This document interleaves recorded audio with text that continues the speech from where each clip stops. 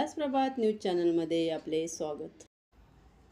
परभणी येथे झालेल्या संविधानाच्या विटंबनेचा व न्यायालयीन कोठडीत पोलिसांच्या मारहाणीमुळे सोमनाथ सूर्यवंशी यांच्या झालेल्या मृत्यूचा निषेध नोंदवण्यासाठी सकल बौद्ध समाज बदलापूर शहर यांच्या वतीने दिनांक 21 डिसेंबर रोजी सकाळी 10 वाजता विश्वरत्न डॉक्टर बाबासाहेब आंबेडकर यांच्या रमेशवाडी येथील पूर्णाकृती पुतळ्याजवळ ठिय्या आंदोलन करण्यात येणार आहे।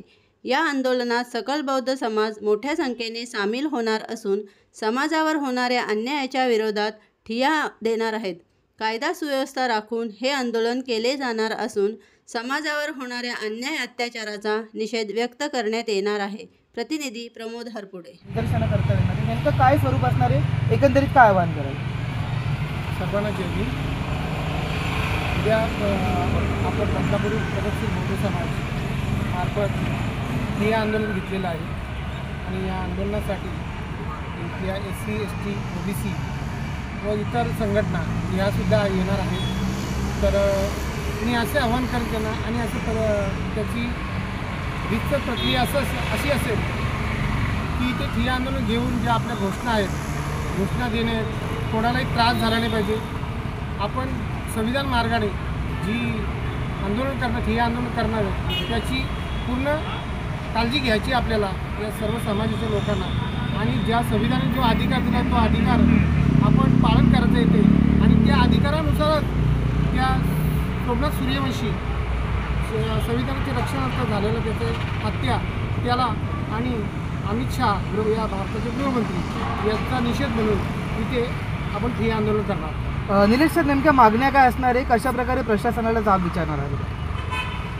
जी घटना घडली ती दुर्दैवी घटना आहेत आणि त्याच्यामध्ये पोलीस प्रशासनावरती मोठ्या प्रमाणात दबाव आहे। मुळातच जेव्हा एखादी घटना घडते किंवा पोलिसांच्या माध्यमातून लाठीचार्ज होतं किंवा पोलीस कस्टडीमध्ये म्हणा एखाद्याचा मृत्यू होतो, त्यासाठी प्रशासन सरकार जबाबदार आहे।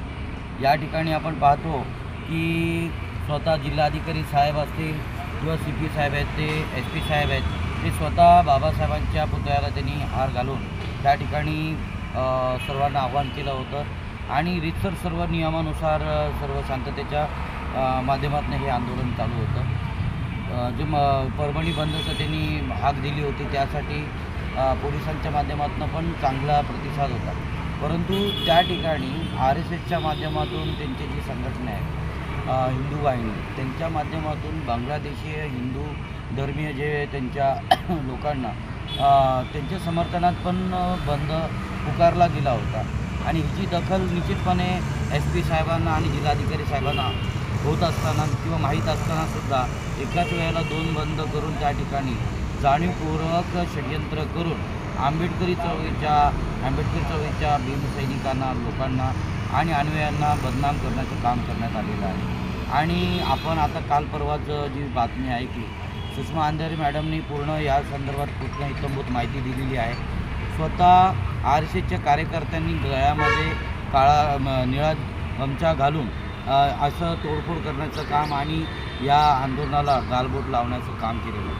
दुसरं आपण पाहतो आता अमित शहानी जे बाबासाहेबांच्या संदर्भात दिलेली जी एक विभद्र टिप्पणी आहे त्याच्यामुळे पण संपूर्ण देशभरामध्ये हाहाकार निर्माण झालेला आहे आणि महोत्सव मंडळ आहेत विविध। आता जर बोलायला गेलं तर भरपूर वेळ लागेल। मी एवढंच सांगू इच्छितो, लोकांचा चांगला प्रतिसाद आहे, कारण लोकांच्या मनात संविधान आणि लोकशाहीबद्दल बाबासाहेबांबद्दल आदर भावना आहे आणि जर का त्यांचा कोण अपमान करत असेल तर निश्चितच त्याचा निषेध झाला पाहिजे अशी सगळ्यांची भावना आहे।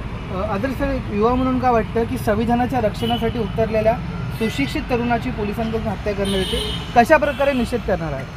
खऱ्या अर्थाने आधुनिक भारतात जर आपण विचार केला तर अशा घटना ह्या सातत्याने घडत आहेत आणि त्या एकाच समुदायाशी, एकाच जातीच्या, एकाच पंथाच्या लोकांसोबत घडणं हे तितकंच निषेधार्ह आहे। खऱ्या अर्थाने डॉक्टर बाबासाहेब आंबेडकर यांनी जेव्हा संविधानाची निर्मिती केली त्यामध्ये सर्वांना सामावून घेता येईल अशा पद्धतीने त्यात तरतुदी केलेल्या आहेत, पण असं असतानासुद्धा एवढं समानतेचं राज्य प्रस्थापित करूनसुद्धा आमच्या वाटेला नेहमीच असमानता आली। कुठेतरी उच्च निश्चितीची भावना आजही आमच्या समाजाला कायम असताना दिसते आणि त्यातूनच अशाच भ्याड मानसिकतेतून, अशाच मनुवादी मानसिकतेतून आज आपण बघितलं तर समाजावर अनेक पद्धतीने अनेक प्रकारचे अत्याचार आणि अन्याय होत आहेत। परभणीमध्ये जी घटना घडली खऱ्या अर्थाने ही काहीतरी मोठं घडण्याची चाहूल आहे का याचा सुद्धा विचार करणं गरजेचं आहे. कारण आपण बघितलं आता 1 जानेवारी पुढे आहे, म्हणजे भीमा कोरेगावचा आपला ज्वाज्वल्य इतिहास आपण जेव्हा सांगतो त्यावेळेस मागच्या काही वर्षांमध्ये त्या ठिकाणी घडणाऱ्या घटना, ह्या घटना घडण्याच्या आधी काही महिने काही दिवस अशा घटना घडवल्या जातात असं एक चित्र महाराष्ट्र राज्यात निर्माण झाल्याचं आपल्याला पाहायला मिळतं. पण परभणी येथे जी घटना झाली ती घटना खूप निषेधार्ह याच्यासाठी मानायला पाहिजे. कारण फक्त त्या ठिकाणी विटंबना झाली नाही, तर विटंबना झाल्यानंतर त्याचं एक आक्रमक पद्धतीने निषेध करण्यासाठी जो समाज रस्त्यावर उतरला खऱ्या अर्थाने राष्ट्रभावनेतून, कारण संविधान हा कोणी एका जाती धर्माचा पंथाचा संप्रदायाचा एक ग्रंथ नाही, तर या देशाचा, या आधुनिक भारताचा राष्ट्रीय ग्रंथ आहे. त्यामुळे सर्वांनीच एक राष्ट्रप्रेमीच्या भावनेतून परभणीच्या रस्ते आणि गल्लीबोळात ते उतरले. त्यांनी सांगितलं की नाही, संविधानाच्या रक्षणार्थ आम्ही या ठिकाणी हे सगळं करतो आहोत. त्यांनी आंदोलनं केली, निषेध नोंदवला, आक्रमक पण झाले. पण त्यांच्या आक्रमकतेत सुद्धा एक गहन शांतता आपल्याला पाहायला मिळाली आणि कायदा सुव्यवस्था बिघडेल अशी परिस्थिती सुरुवातीला नव्हती. त्या ठिकाणी नंतर लाठीचार्ज कोणाच्या आदेशाने घडवला जातो आणि लाठीचार्ज झाल्यानंतर जनता पांगते आणि पांगल्यानंतर त्या ठिकाणी काही लोकांची धरपकड सुरू होते. अनेक लोकांना घरातून उचलून घेऊन जातं, महिलांना मारलं जातं, गर्भवती स्त्रियांना सुद्धा सोडलं गेलं, अशी सगळी परिस्थिती आहे. आणि अशातच काही मोजके लोक ज्यांना खऱ्या अर्थाने आंदोलनस्थळी ते अभ्यास करण्यासाठी गेले होते, आंदोलनाचं निरीक्षण करण्यासाठी गेले होते, काही शूटिंग करत होते. अशातच आपला एक सोमनाथ सूर्यवंशी नावाचा एक विद्यार्थी खऱ्या अर्थाने तिकडे म्हणायला पाहिजे, तो तिकडे या आंदोलनाचं निरीक्षण, अभ्यास आणि आंदोलन मांडण्यासाठी त्या आंदोलनाचे चित्र संकलित करत होता. आणि अशा सगळ्या परिस्थितीमध्ये त्या सोमनाथला उचललं गेलं, पोलीस कस्टडीमध्ये बेदम मारण्यात आलं आणि ज्यानंतर तुम्हाला माहिती की त्याचा मृत्यू झाला. खऱ्या अर्थाने सोमनाथ सूर्यवंशी हा संविधानासाठी शहीद झालाच, पण तो राष्ट्रभावनेतून शहीद झाला. आणि म्हणून ज्या वेळेस आमच्या राष्ट्रीय ग्रंथाकडे कोणी वाकड्या नजरेने बघेल आणि त्याच्यासाठी ज्या लोकांनी बलिदान केलं त्यांचा इतिहास नष्ट करण्याचा प्रयत्न करेल, त्यांना कुठेतरी अशा पद्धतीने मारहाण